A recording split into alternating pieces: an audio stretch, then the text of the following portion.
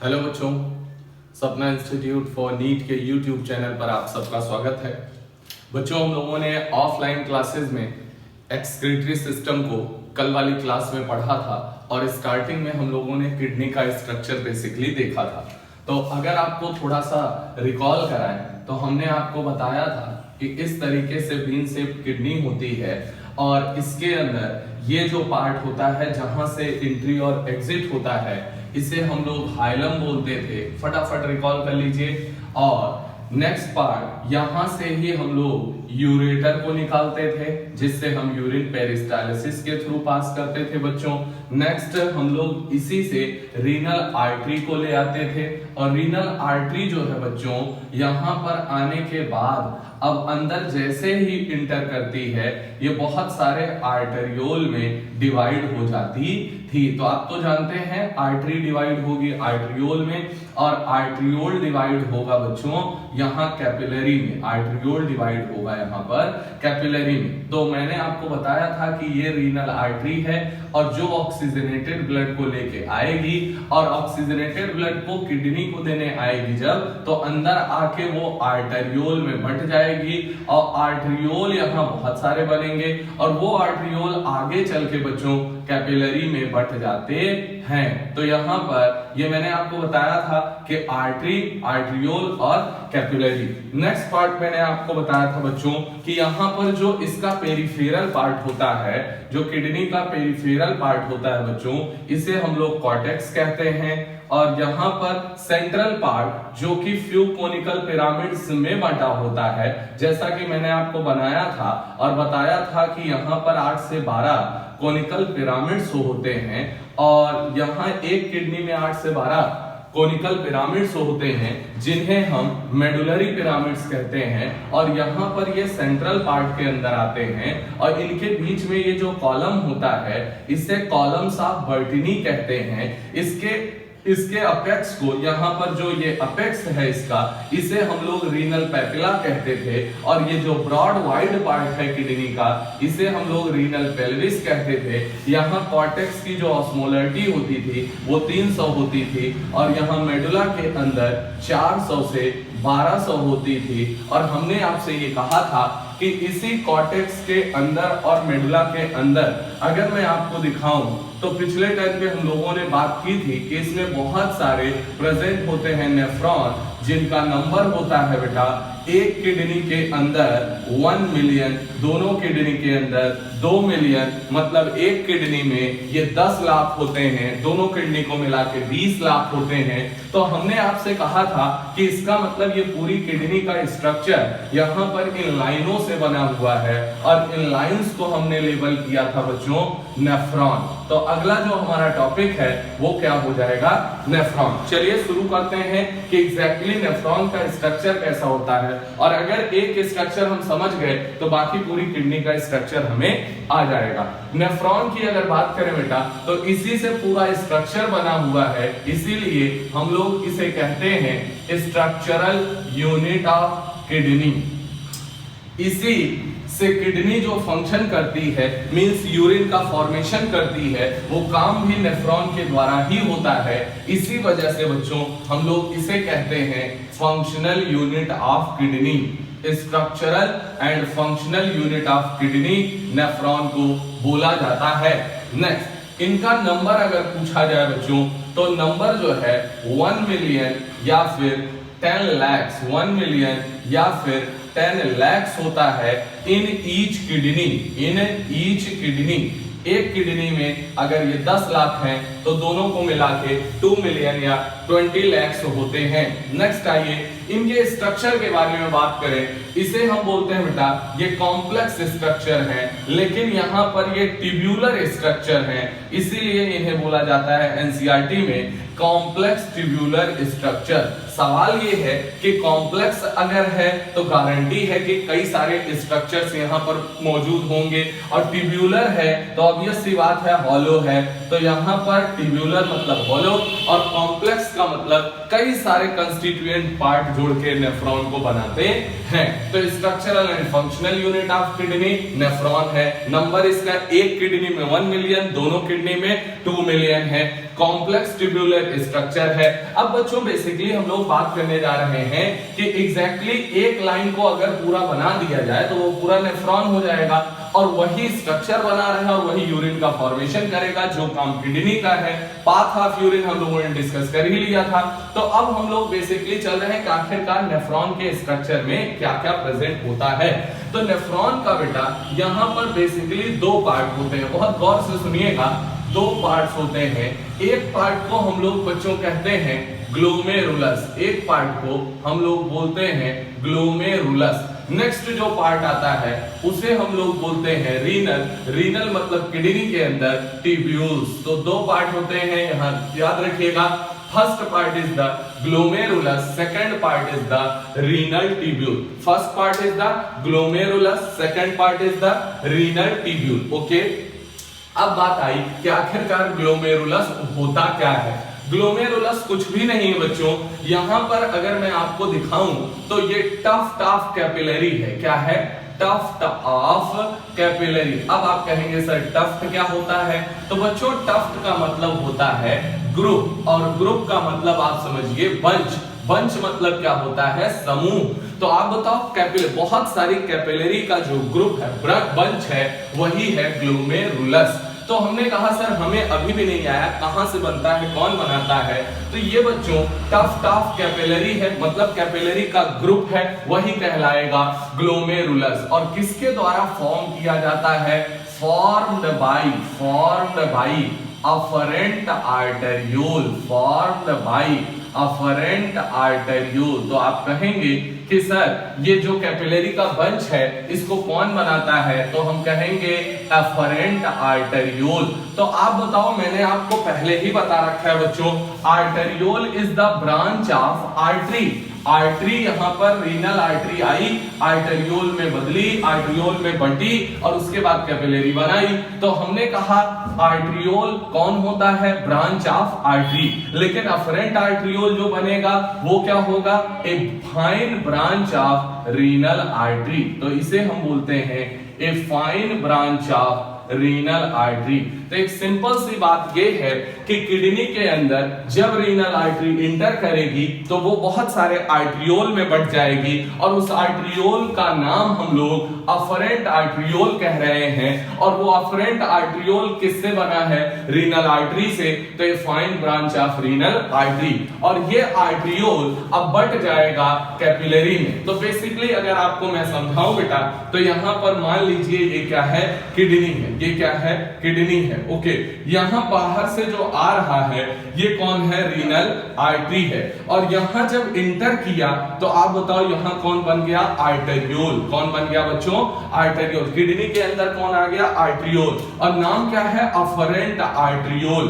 और ये आर्टेरियोल जो है यहां पर बहुत सारी कैपिलरी में बन गया, और कैपिलरी में बनने के बाद यहां पर इस कैपिलरी को ही ग्लोमेरुलस कहा जाता है। तो आप कह सकते हैं किडनी के अंदर जो रीनल आर्टरी आती है वो आर्टरियोल में बट जाती है। बटने का मतलब डिवाइड हो जाती है, उसे अफरेंट आर्टरियोल कहते हैं। और यहां पर ये जो पोर्शन आर्टरियोल से डिवाइड होकर कैपिलरी बना है, यही टफ्ट ऑफ कैपिलरीज को हम लोग ग्लोमेरुलस कहते हैं। आगे चल के बताएंगे कि अफरेंट और इफरेंट का क्या मतलब। बेसिक आप समझिए कि अफरेंट का मतलब होता है आने वाली और इफरेंट का मतलब होता है जाने वाली। तो आप बताओ, यहां पर आर्टरी आई, आर्टरी किडनी के अंदर आके आर्टरियोल में बट गई। आर्टरियोल का नाम जो आया है अफरेंट आर्टरियोल, और ये बना किससे है? रीनल आर्टरी की एक ब्रांच है फाइन, और वो बट जाता है कैपिलरी में। तो एक सिंपल सी बात कि ग्लोमेरुलस क्या होता है? टफ्ट ऑफ कैपिलरी होता है। टफ्ट का मतलब ग्रुप या बंच होता है, जो कौन बनाता है? अफरेंट आर्टरियोल। ये कहां से बनता है? रीनल आर्टरी से। तो इसे हम लोग बोलते हैं बच्चों ग्लोमेरुलस।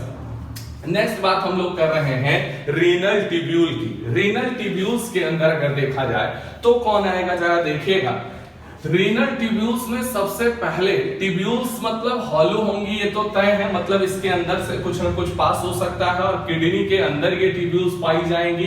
बोले ठीक है, यहां पर सबसे पहला जो पार्ट आता है बेटा उसे हम बोलते हैं बॉमेंस कैप्सूल। क्या बोलेंगे? Bowman's capsule. पहला पार्ट जो होता है वो होता है बॉमेंस कैप्सूल। दूसरा पार्ट होता है प्रॉक्सिमल कॉन्वुलेटेड ट्यूब्यूल। क्या बोलेंगे? Proximal convoluted tubule. लेकिन इतनी बड़े नाम को हम बार बार नहीं बोलेंगे, इसीलिए इसे पीसीटी कहते हैं। नेक्स्ट आता है बच्चों यहां पर loop of Henle. Next part आता है यहां पर distal convoluted tubule. Distal convoluted tubule. अब आप जरा देखिए कि हर जगह पे आपको ट्यूब्यूलर या हॉलो स्ट्रक्चर दिखा है, कॉन्वुलेटेड एक वर्ड नया है। आइए एक एक के बारे में बात करते हैं बेटा। सबसे पहली बात बॉमेंस कैप्सूल, इसका स्ट्रक्चर हमें देखना चाहिए। नेक्स्ट पार्ट आइए प्रॉक्सिमल। प्रॉक्सिमल का मतलब क्या है? नजदीक। प्रॉक्सिमल का मतलब नजदीक और डिस्टल का मतलब है दूर। ओके, अलग अलग स्ट्रक्चर हम लोग पढ़ेंगे। प्रॉक्सिमल का मतलब नजदीक और डिस्टल का मतलब दूर। नेक्स्ट एक वर्ड यहां भी रिपीट हुआ है कॉन्वुलेटेड, यहां भी रिपीट हुआ है। और कॉन्वुलेटेड का मतलब होता है बच्चों हाईली क्वाइल्ड। क्या बोलेंगे? Highly coiled. और यहां ट्यूब्यूलर का मतलब हॉलो स्ट्रक्चर, यहां भी ट्यूब्यूलर का मतलब हॉलो स्ट्रक्चर। तो पहला पार्ट आपका हो गया नेफ्रॉन का, रीनल ट्यूब्यूल का बॉमेंस कैप्सूल। दूसरा हो गया पीसीटी, तीसरा नंबर पर हो गया लूप ऑफ हेनले और चौथा हो गया आपका डीसीटी। अब आपसे ये पूछा गया कि यहां पर ये चार पार्ट अलग अलग तरीके से हम देखेंगे, लेकिन क्या यहां पर कहीं भी कलेक्टिंग डक्ट का नाम है क्या? नहीं। तो आप याद रखिएगा बच्चों, कलेक्टिंग डक्ट के अंदर बहुत सारे नेफ्रॉन की डीसीटी आके ओपन होती है। इस वजह से नेफ्रॉन का पार्ट कलेक्टिंग डक्ट को माना ही नहीं जाता है। Collecting duct is not part of nephron. Collecting duct is not part of nephron. Collecting duct जो है वो नेफ्रॉन का पार्ट नहीं होती है। तो ये चार पार्ट हमें बेसिकली पढ़ने हैं नेफ्रॉन के अंदर। एक बॉमेंस कैप्सूल कहां होता है, क्या करता है, कैसा स्ट्रक्चर होता है, तो हम इन चार पार्ट में पढ़ेंगे। Bowman's capsule, PCT, loop of Henle और डीसीटी। और लास्ट में ये डीसीटी कहां ओपन हो जाएगी? कलेक्टिंग डक्ट पे। तो कलेक्टिंग डक्ट हम लोग अलग से पढ़ेंगे क्योंकि वो नेफ्रॉन का पार्ट नहीं है। तो आइए स्टार्ट करते हैं बच्चों। यहां पर पहला पार्ट, एक एक पार्ट को पहले अलग अलग पढ़ाएंगे, फिर सबको जोड़ के एक नेफ्रॉन बना देंगे और कौन कहां होता है ये सब भी आपको एग्जैक्ट आइडिया लग जाएगा। तो हमने कहा ग्लोमेरुलस तो पूरा समझ आ गया भाई, बिल्कुल। नेक्स्ट हम लोग पढ़ने जा रहे हैं बेटा, किडनी के स्ट्रक्चर को आप देखते रहिए। नेक्स्ट हम लोग पढ़ने जा रहे हैं बॉमेंस कैप्सूल। पहला पार्ट नेफ्रॉन का जो पहला पार्ट आएगा that is the Bowman's capsule. फटाफट सुनेंगे। पहली चीज तो ये है कि ये बॉमेंस कैप्सूल नाम है, तो इसका मतलब यहां स्पेस तो होगा भाई। Double walled cup like structure होता है, मतलब दोहरी दीवार होती है।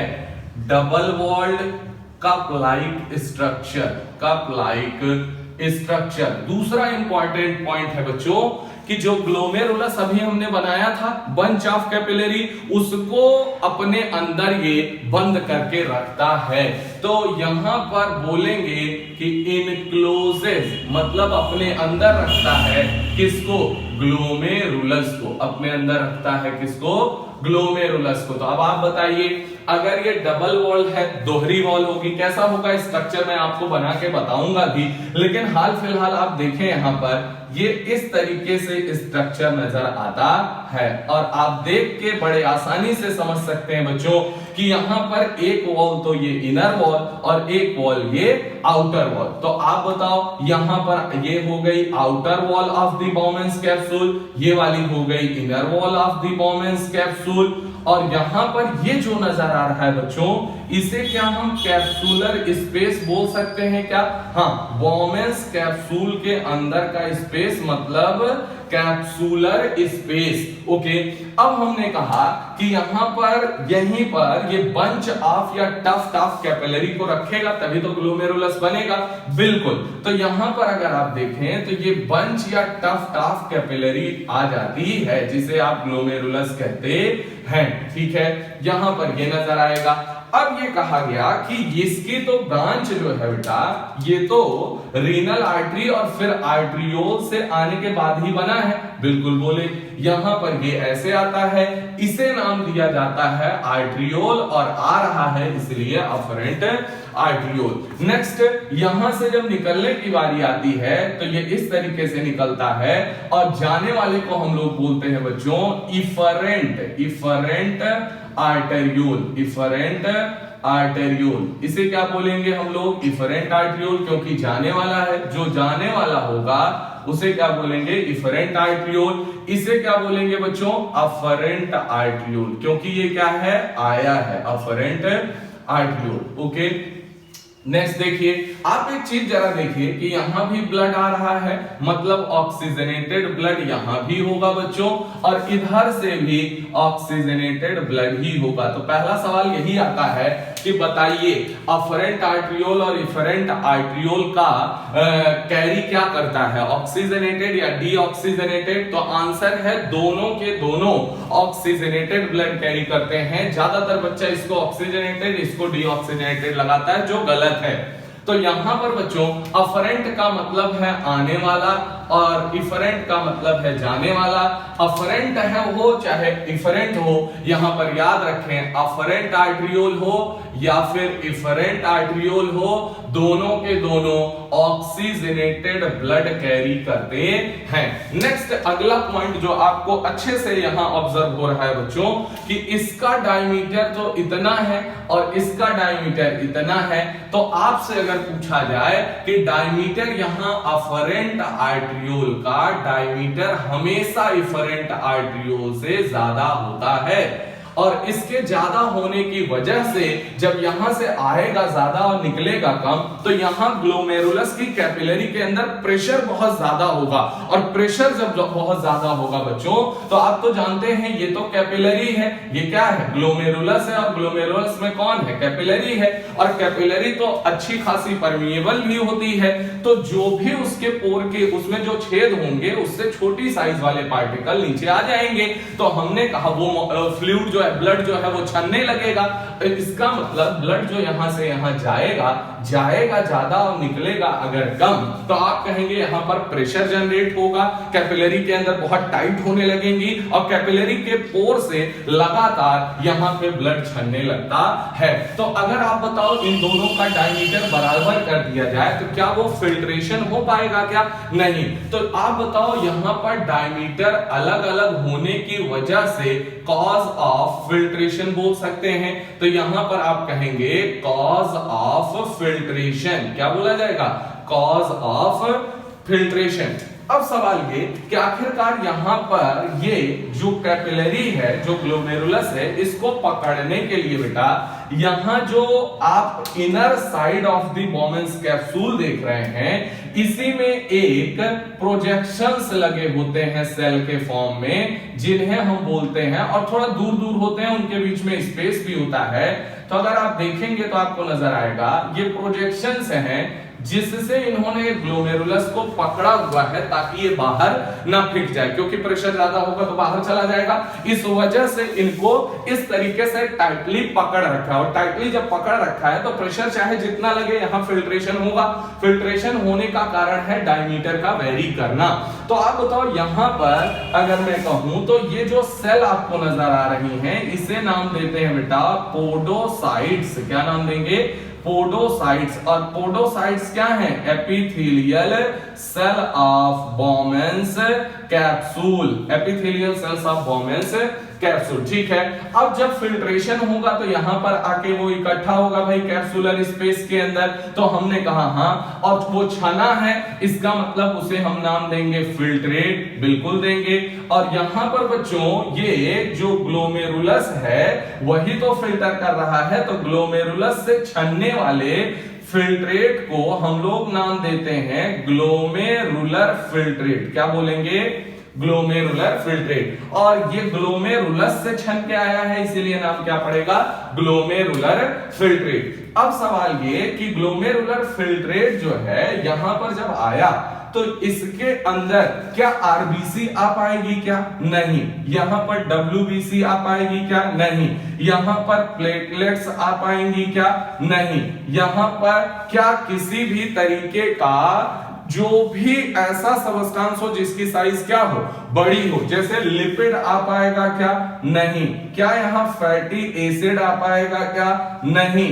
क्या यहां पर कार्बोहाइड्रेट आ पाएगा क्या, नहीं। कार्बोहाइड्रेट या पॉलीसेकेराइड की अगर बात करें, कार्बोहाइड्रेट में कौन, पॉलीसेकेराइड, तो वो कभी भी यहां पर आ नहीं। क्या यहां प्रोटीन आ पाएगा क्या, संभव ही नहीं है।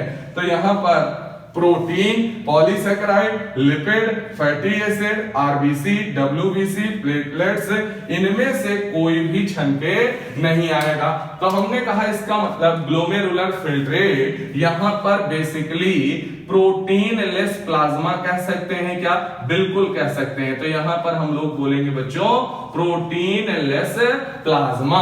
यहां पर बोला गया ग्लोमेरुलर फिल्ट्रेट क्या होता है, प्रोटीन लेस प्लाज्मा, जिसके अंदर कोई भी प्रोटीन नहीं पाई जाती है। क्योंकि यहां पे छनने के लिए वो पोर जो है उनके पोर से बड़ी साइज होती है, इसलिए वो नीचे नहीं आ पाते। तो हमने कहा कि भाई जो बॉमेंस कैप्सूल है इसमें अगर ये पोडोसाइट है तो दो पोडोसाइट के बीच में स्पेस है या नहीं है, बिल्कुल थोड़ा थोड़ा यहां पर स्पेस होता है। इस तरीके से ये अरेंज होती है। तो बच्चों इस स्पेस को क्या बोलेंगे, स्लिट पोर्स। क्या बोलेंगे, स्लिट पोर्स। और आप जानते हैं छोटे छोटे छेद को ही क्या बोल रहे हैं, स्लिट पोर्स। तो आप देखो बॉमेंस कैप्सूल जो है वो double walled cup like structure है। तो आउटर और इनर आपको दिख गया। इनर में कौन है, एपिथेलियल सेल, पोडोसाइट है जो उसको लाइन कर रही है। और वो अरेंज है इंट्रिकेट मैनर में, मतलब थोड़ा डिस्टेंस पे अरेंज है और इस तरीके से अरेंज है कि उनके बीच में जो पोर है उसे हम बोल रहे हैं स्लिट पोर्स। क्या बोलेंगे, स्लिट पोर्स, या फिल्ट्रेशन पोर बोल सकते हैं, बिल्कुल। तो स्लिट पोर्स। और जब यहां प्रेशर ज्यादा होगा तो कैपिलरी से छनते हुए वो सारा का सारा फिल्ट्रेट इन स्लिट पोर से कैप्सुलर स्पेस में आ जाता है, जिसे हम ग्लोमेरुलर फिल्ट्रेट कहते हैं, जो प्रोटीन लेस प्लाज्मा होता है, जिसके अंदर किसी भी तरीके की RBC, WBC, platelets, lipid, fatty acid, carbohydrate, polysaccharide, protein नहीं पाया जाता है। ध्यान रखें हमने पॉलीसेकेराइड बोला है बेटा, मोनोसेकेराइड नहीं बोला है। तो इसलिए ध्यान रखें क्योंकि इनका सबका साइज क्या होगा, बड़ा होगा। ठीक है, अब हम बात करते हैं कि ये जो बॉमेंस कैप्सूल है ये first part of the renal tubule था। भाई हम लोगों ने यही देखा था। अब एक बात बताओ, यहां ग्लोमेरुलस को किसने रख रखा है, बॉमेंस कैप्सूल ने। तो बच्चों यहां पर एक बात आती है कि बॉमेंस कैप्सूल और प्लस ग्लोमेरुलस, बॉमेंस कैप्सूल और ग्लोमेरुलस, ये दोनों स्ट्रक्चर ये पूरा का पूरा कंबाइन है या नहीं है, बिल्कुल है। तो इन्हें हम लोग क्या कहते हैं, मैलपीजियन बॉडी। क्या बोलते हैं, मैलपीजियन बॉडी, या फिर इसे ही हम लोग बोलते हैं बच्चों रीनल कॉर्पस्कल, रीनल कॉर्पस्कल्स। तो यहां पर बोलते हैं एक तो मैलपीजियन बॉडी और दूसरा रीनल कॉर्पस्कल। तो हमने कहा ये जो पूरा स्ट्रक्चर है वो क्या है, मैलपीजियन बॉडी या रीनल कॉर्पस्कल। ब्लड इसमें आ रहा है और यहां पर प्रेशर जनरेट हो रहा है। तो आप बताओ, आप ये कह सकते हो कि जो ग्लोमेरुलस है बच्चों वो हाई प्रेशर कैपिलरी जोन है या नहीं है, हाई प्रेशर कैपिलरी जोन, इसे क्या बोलेंगे, हाई प्रेशर कैपिलरी जोन। और हाई प्रेशर कैपिलरी जोन पे 65 mmHg का लगभग प्रेशर रहता है, जिसकी वजह से यहां पर अगर ये प्रेशर क्यों है, क्योंकि डायमीटर अलग अलग है और प्रेशर है तो फिल्ट्रेशन है। और आप देखो मैंने यहां लिखा है फिल्ट्रेशन, फिल्ट्रेशन जो स्लिट पोर से होगा वो फिल्टर होके ग्लोमेरुलर फिल्ट्रेट बन जाएगा। लेकिन एक सवाल ये है बेटा कि फिल्ट्रेशन जो है वो बहुत फाइन बहुत पतले पर बहुत छोटे छोटे पोर से के माध्यम से हो रहा है। तो ये फिल्ट्रेशन फिल्ट्रेशन नहीं बल्कि बहुत महीन और बहुत बारीक फिल्ट्रेशन है, इस वजह से इसके लिए वर्ड आता है अल्ट्रा। तो हम लोग इसे नाम क्या देंगे, अल्ट्रा फिल्ट्रेशन। क्या बोलेंगे, अल्ट्रा फिल्ट्रेशन। तो एक सवाल आता है बच्चों कि बताइए अल्ट्रा फिल्ट्रेशन जो है वो क्यों होता है। तो आंसर है क्योंकि डायमीटर ऑफ अफरेंट और इफरेंट आर्टरियोल अलग अलग होता है। नेक्स्ट क्वेश्चन इसी बात पे बनता है कि अगर हम यदि हम इफ यहां पर एक क्वेश्चन है कि यदि हम डायमीटर ऑफ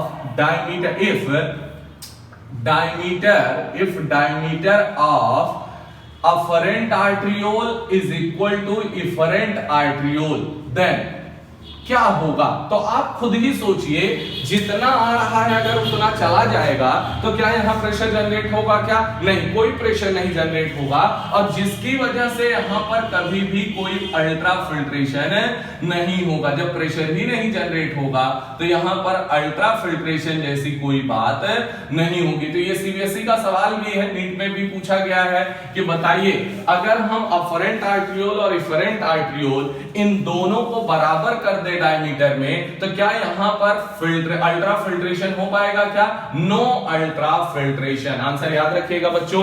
अब सवाल ये कि जो बोमेंस कैप्सूल है वो कहां किस जगह किडनी में पाया जाता है। तो आप बताओ, ये लकीर जो है लाल वाली यहां शुरू हो रही है तो शुरुआत तो कॉर्टेक्स से ही होगी बच्चों। तो आप बताओ, बोमेंस कैप्सूल इज लाई का मतलब रहता है, लाई इन कॉर्टेक्स। ये कहां रहेगा, कॉर्टेक्स के अंदर रहता है। दूसरे, इसका काम क्या है, लाई इन कॉर्टेक्स, और इसका काम क्या है। तो हम कह सकते हैं ultra filtration, for ultra filtration. काम क्या करता है, अल्ट्रा फिल्ट्रेशन। ओके, नेक्स्ट, क्या ये लाइंड होता है, क्या एपिथेलियल सेल्स है, हाँ, simple squamous epithelium cells, lined by simple squamous epithelium, simple squamous epithelium, simple squamous epithelium बोला जाता है, सिंपल स्क्वैमस एपिथेलियम। तो आप देखिए क्या क्या पॉइंट बन गया। सबसे पहले किडनी के अंदर कॉर्टेक्स और मेडुला, और इन दोनों पार्ट्स ने दोनों को मिला के किडनी बनी, रीनल आर्टरी आई, आर्टरियोल में बटी, कैपिलरी बनी, और कैपिलरी का बंच ही कहलाता है क्या, ग्लोमेरुलस। तो आइए बात करते हैं, यहां सिंगल लाइन हम लोगों ने बात की, नेफ्रॉन था, नेफ्रॉन के पार्ट पढ़ रहे हैं और पहला पार्ट है बोमेंस कैप्सूल। पहला पॉइंट है बच्चों लाई इन कॉर्टेक्स, दूसरा पॉइंट है lined by simple squamous epithelium, तीसरा पॉइंट है कॉज अल्ट्रा फिल्ट्रेशन, अगला पॉइंट है कि यहां पर ग्लोमेरुलस और बोमेंस कैप्सूल को मिला के मेल्पिजियन बॉडी या रीनल कॉर्पस्कल कहा जाता है। नेक्स्ट पॉइंट आता है, यहां पर जो ग्लोमेरुलस बनाने के लिए आता है उसे हम लोग अफरेंट आर्टरियोल, और जो बाहर जाता है उसे हम लोग इफरेंट आर्टरियोल। ध्यान रखिएगा, बोमेंस कैप्सूल से तो बाहर इफरेंट आर्टरियोल जा रहा है, किडनी से बाहर नहीं जा रहा है। किडनी से बाहर तो रीनल वेन जाएगी, और यहां पर ये दोनों के दोनों ऑक्सीजनेटेड ब्लड लेके चलते हैं। डायमीटर अगर बराबर कर दोगे तो अल्ट्रा फिल्ट्रेशन नहीं होगा, और अल्ट्रा का मतलब बहुत महीन, बहुत बारीक होता है। तो यहां पर जो slit pores due to the arrangement of the podocyte पाए जाते हैं, उसकी वजह से ये अल्ट्रा फिल्ट्रेशन होता है। एक और बात कि ग्लोमेरुलर फिल्ट्रेट किसे कहते हैं, तो यहां बोला जाएगा ग्लोमेरुलस के द्वारा जो फिल्ट्रेशन हुआ है जो कि कहलाता है ग्लोमेरुलर फिल्ट्रेट, जो कि होता है प्रोटीनलेस प्लाज्मा, जिसमें protein, carbohydrate, fatty acid, lipid, RBC, WBC, platelets ये सब कुछ भी नहीं पाई जाती हैं।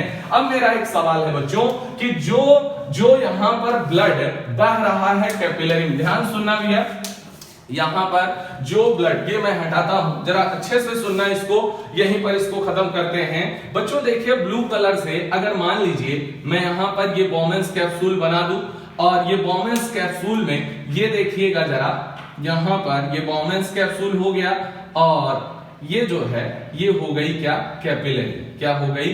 कैपिलरी। तो यहां पर हम कहेंगे कि ये तो कैपिलरी हो गई, ये क्या है? कैपिलरी, जो ग्लोमेरुलस की है।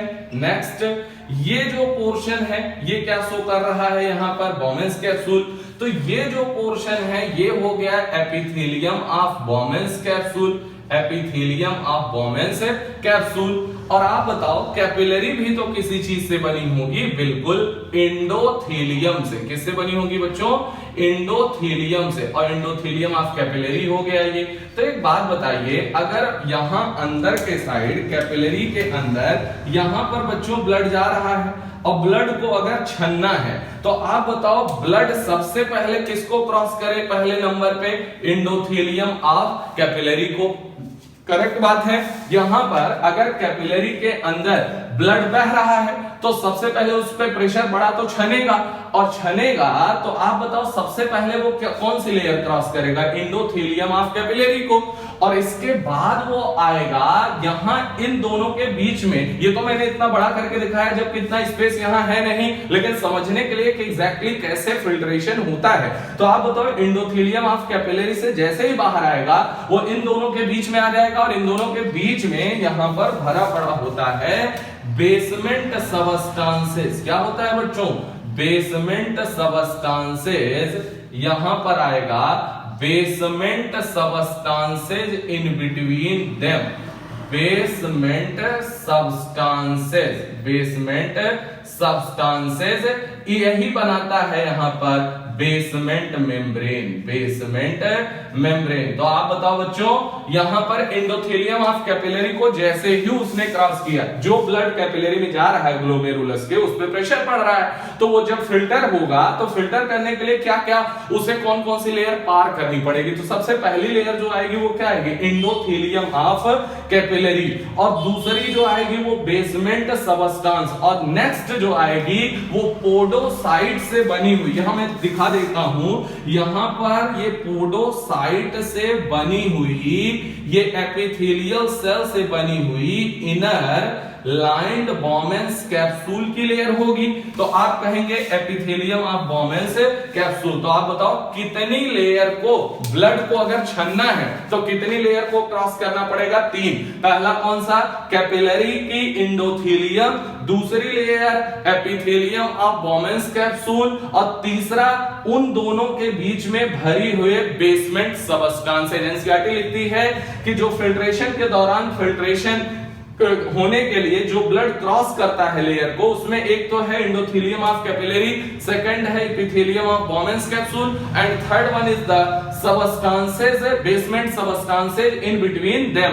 तो बच्चों आप बताओ तीन क्रॉस करना पड़ा, 3 लेयर को क्रॉस करना पड़ा। तो यहां पर इन तीनों लेयर को मिला के बोल दिया जाता है, जिस पर सवाल भी पूछा गया है, फिल्ट्रेशन मेम्ब्रेन। क्या बोलेंगे बच्चों?